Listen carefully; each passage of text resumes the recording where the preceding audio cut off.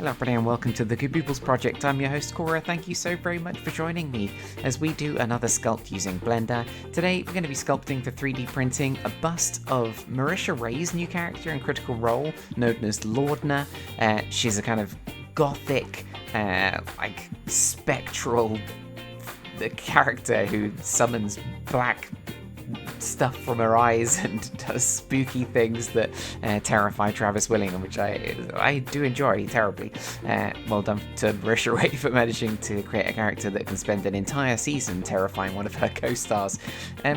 Our job here is to try to sculpt Laudna as best we can, and of course we start, as we always do, with the face of the mini, trying to get some characteristics in place. We're going to very vaguely use Marisha Ray's own face as a model here, just to get us started. Just as a bit of a model, I'm very bad at caricature work, and I would like to get better at it over time, so I was kind of flexing my caricaturing muscles as I tried to kind of make a bit of a sculpt of Marisha Ray's face to get us started. Before too long though, we realised that face is far too pretty, can't be dealing with that with Marisha Ray's character here. She is a bit of a spooky character, she's also very gaunt and not very strong, so we need to kind of make that present in this character's face, and we also want her to have a bit of a wry smile, a bit of a glint in her eye, maybe be a little bit superior in her sort of caricaturishness, and we'll go from there. So we give her a little bit of a raised eyebrow. It's like my favourite expression ever, to sculpt a little bit of a raised eyebrow. You'll see it in a lot of my sculpts just because I love it so much. And here we are, just kind of tightening up all of the creases in the eye, making sure that all the base forms of the facial sculpt are there.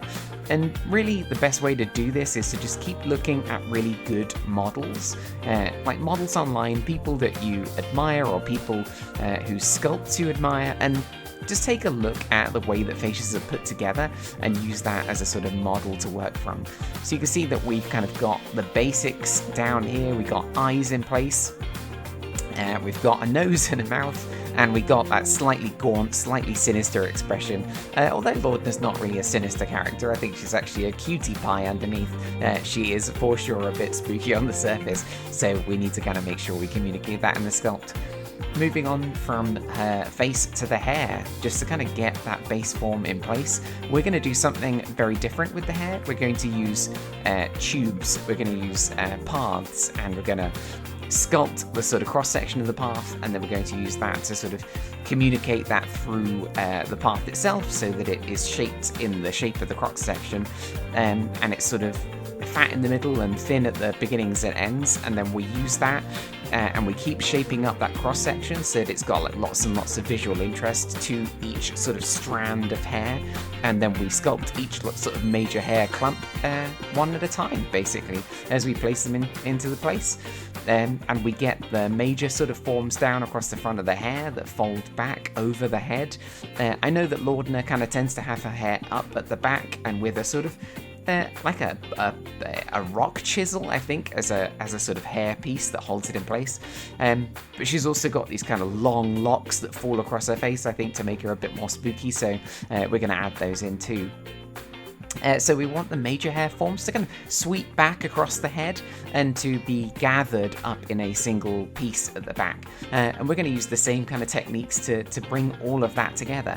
But before we manage to get that in place, once we've got the sort of major basic form of the hair in place, we sort of want to get our shoulders there just to kind of make sure that the whole piece kind of looks right. Again, got her looking up and to the right slightly with her face, and then looking down at the camera, so she has that slightly spooky expression, maybe ever so slightly superior as well. I quite like her in that regard. And so we continue with hairs, make them as long as they need to be, that sort of just increases the spooky factor, and we start to basically create two different cross-sections for the hairs, and use them randomly at different points just to make sure that hairs have not too much repetition, and then we just keep adding more and more hairs to the back that fall down her back, and that sort of are below the little bun, the twist that she has her hair in mostly. And here we go, trying to create that twist itself just by, again, creating those hair loops just to show where the form is and placing them into place. And to have her little bone pick, or her little rock pick, I'm not entirely sure what it is, little rock pick in place, not a problem at all to just kind of hard surface sculpt that into place, really. And then it's clothes time. Now for her, what I'm going to try to do is to use cloth simulation in a very basic way to create like very thin, thin cloth top that sort of folds around her and that creates these beautiful little creases, as you can see there. And what we do, which I haven't yet done before in the past, what we tried to do is use a displacement modifier and a solidify modifier to thicken it up. And here what we do is, because we've used a basic plane and subdivided it before we do the cloth simulation, after the cloth simulation, we still have a fairly sort of regular mesh, so we can use the loops at the sort of neck and around the outside of it to sort of, we can extrude those loops to create a single piece, so that it is a single printable mesh. It's actually pretty cool. I think it worked quite well, and is a good workflow that we can use in the future. Now, we're basically done here, and after 3 hours of speed sculpting, I feel like we're in a good place, but I want her to look good for the render for this one so that we can go and tweet at Marisha Ray and show her what we're up to.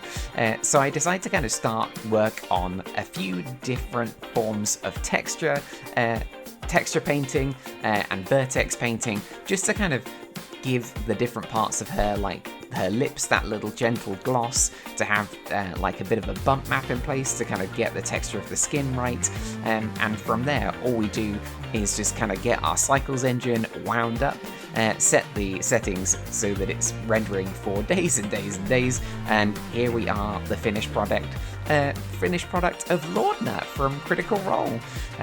She's hopefully somebody who you enjoy. Certainly we had a good fun sculpting it, and thanks to Marisha Ray for creating such an exciting and interesting character for us to sculpt. If you're interested to download it, you can find it for free at my mini factory. You'll find the link in the description down below. Look forward to seeing you next time.